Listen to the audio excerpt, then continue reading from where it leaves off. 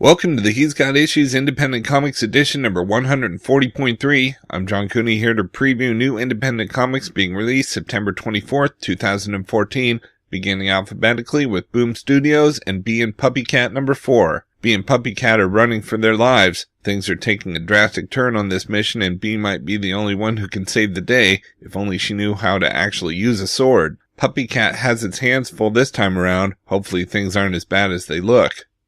Next we have Bravest Warrior number 24. The time has finally come, or really the Bravest Warriors are out of time. With their choices slowly dwindling, these friends have to put their heads together to figure out a way to save their best bud Chris before it's too late. We also have Butterfly number 1 of 4. Butterfly is one of Project Delta's deep cover agents, no birth certificate, no social security number, a complete ghost. When her cover is blown and she's set up for murder she did not commit, she's unknowingly led to her father's doorstep, a man she thought died 20 years ago. Codenamed Nightingale, her father was once a member of the very same Project Delta, a spy in the violent aftermath of the Cold War, and believes they are behind her setup. Trained to trust nothing and no one, Butterfly must decide whether to seek answers with the project or believe the man who betrayed her years ago. Next we have Clive Barker's Nightbreed number 5. A new story begins in the 1920s where Anastasia, a once prominent beauty of the silent film era, must fight after a botched skin graft comes to life and grows its own body out of her features. On the other side of time, Lude, the offspring of a satyr, will find the worst tragedies are riddled in the humor of being alive. Through the histories of his people, Boone must discover what it means to live with the night. We've also got Empty Man number 4 of 6. After circling around the truth, Langford and Jensen have finally discovered Markov's trail. The bad news? It leads right into the horrific nightmare world of Patient Zero's psyche. Next we have Evil Empire number 5. How does someone truly evil cope with the prevalence of evil in society? A serial killer finds himself losing the impetus to kill now that it's no longer dangerous or taboo. Artist Joe Yzma of Morning Glories teams up with Max Bemis to explore this chilling tale for a special one-shot issue of Evil Empire. We've also got Lumberjanes number 6. It's the race back to the cave for the Lumberjanes, this time with Diane and Jen in tow. There's more going on with these wolves and their gold eyes than the girls can figure out on their own. But with too much mystery surrounding Rosie, it looks like they have to go back to square one. Hopefully this trip to the cave will have more answers. And we've got Steed and Mrs. Peel We're Needed number 3 of 6. As John Steed fights for his life inside the not-so-quiet-as-it-seems seaside community, Emma Peel needs allies and finds them in the most unlikely of sources as the first arc of the Super Spy's return comes to a smashing conclusion. From Dark Horse Comics, we've got Aliens Fire and Stone number 1 of 4. During a vicious xenomorph outbreak, terraforming engineer Derek Russell leads a desperate group of survivors into a rickety mining vessel. They hope to escape the creatures overrunning their colony, but they'll face horrors both in space and on the strange planet they crash on. Ties in with the Prometheus and Aliens films. Next we have Baltimore, the Witch of Harju number 3 of 3. Baltimore's investigations come to a halt when the dead of Estonia rise from their graves and demons rip from their corpses, the children of the Red King's witch. The story moves beyond the novel for the first time. We've also got Captain Midnight number 15. The tech-obsessed madman Tempest has set fire to Captain Midnight's local community and captured the hero, and now he's about to pick his brain, literally. As the buildings burn and the buzzsaw roars, can Captain Midnight save the day and mend his mind by being the hero and the man the people need? Next we have Conan The Avenger number 6. The hunt for the witch that stalks the city's shadows comes to its climactic conclusion as Conan and his ally Agara do everything in their power to find out the truth. When this day is done, the capital of Clush will never be the same. We've also got Deep Gravity number 3 of 4. Hunted by a monster from the surface of the hostile planet they've tried to escape, the survivors have to get to the less damaged half of the ruined ship, but the only way to do it may be a jump through deep space. Next we have ElfQuest, the Final Quest number 5.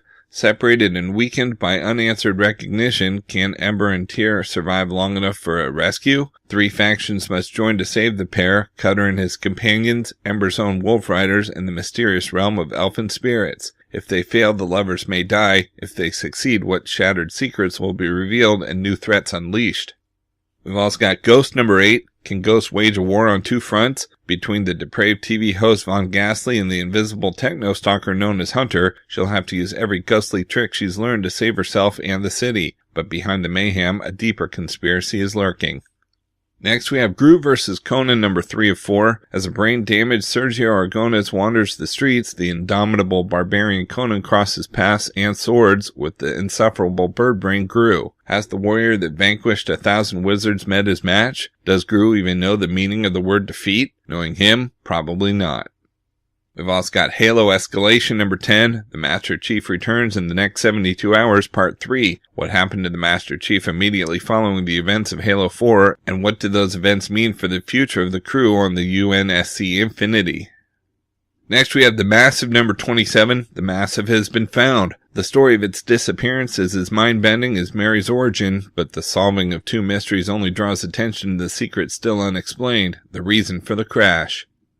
We've also got Mind Management number 26. Lime, Dusty, Bill, and Pariah are all dead or missing. Alone in a world of rogue mind managers, Marrow sets out in search of the first immortal, rumored to be still alive somewhere in South America. Next we have Pariah number 8 of 8. The Vitros face the ultimate decision, Earth or space. We've also got Pop number 2 of 4. The cartel continue its unrelenting pursuit of Elle, the new escaped would-be pop star they've manufactured. As the cartel's agents close in, Elle and her only ally, Coop, start to realize just how much danger they're in.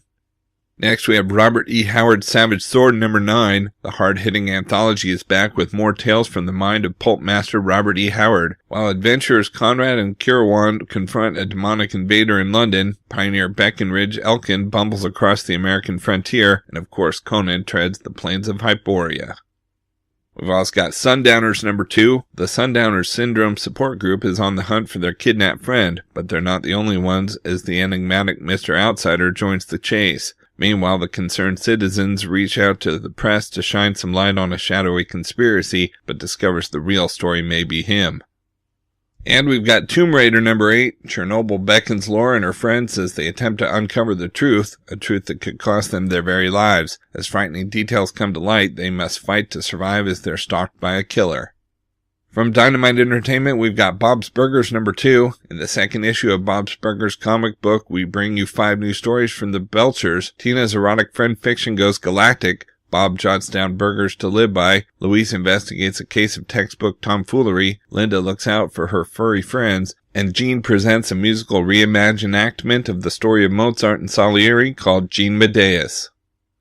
Next we have Justice Inc. number 2 of 6. A rift in time brings the Doc Savage of today face to face with the Doc Savage of 1939. Even Einstein is not certain of the consequences. Just then, the voodoo master strikes, laying a death trap for his nemesis, the Shadow, while another powerful evil force lurks in the darkness and poised to strike next. Meanwhile, wealthy industrialist Richard Henry Benson and his family are aboard a plane heading for Nepal to witness Doc Savage's latest scientific breakthrough, co-funded by Benson. But the airliner is instead destined for the very heart of tragedy. What are the secrets linking the Shadow and Doc Savage to the birth of the Avenger? What allows 3 men of mystery and power to shed their very different ideological shells and deal with each other on a deeper human level? In this tale, a shaky bond is forged not among just Doc Savage, the Shadow, and the Avenger, but among Clark, Kent, and Richard. It's the revealing chapter 2 of 6 in the saga of Justice Inc.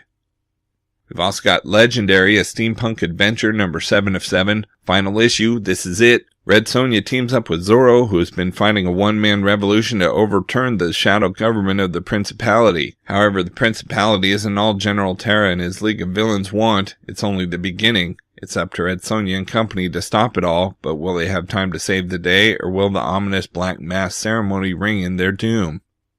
Next we have Pathfinder City of Secrets number 5 of 6. Kira and her friends face off against unholy demonic evil while Maricel's morals are tested, as Ezran's life hangs in the balance. Come see why Pathfinder is the industry's best-selling fantasy tabletop game. Each issue features an exclusive removable playable tactical map and poster.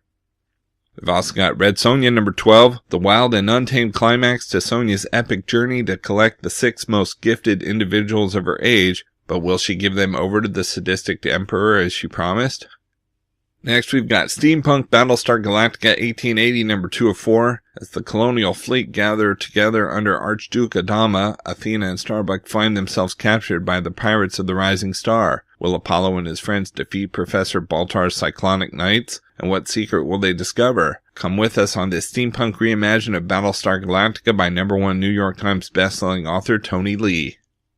And we've got Tom Clancy's Splinter Cell Echoes number 404. Nathan Edmondson of The Punisher concludes the Tom Clancy's Splinter Cell Echoes series from DYNAMITE. Sam finally confronts Crow and understands their operations, but this knowledge comes with an immediate and painful cost. Can one man bring down the global terrorists and stop their leader? Sam fights his way through the explosive and lethal conclusion to this globe-trotting series. From IDW Publishing, we've got Cartoon Network Super Secret Crisis War number 4 of 6. The League of Extraordinary Villains have created a robot army of the captive heroes, Samurai Jack, Ben 10, Dexter, and the Powerpuff Girls, with plans to conquer the universe. Why would they do such a crazy thing? Why are there no Ed, and Eddie robots? And how can our heroes stop them?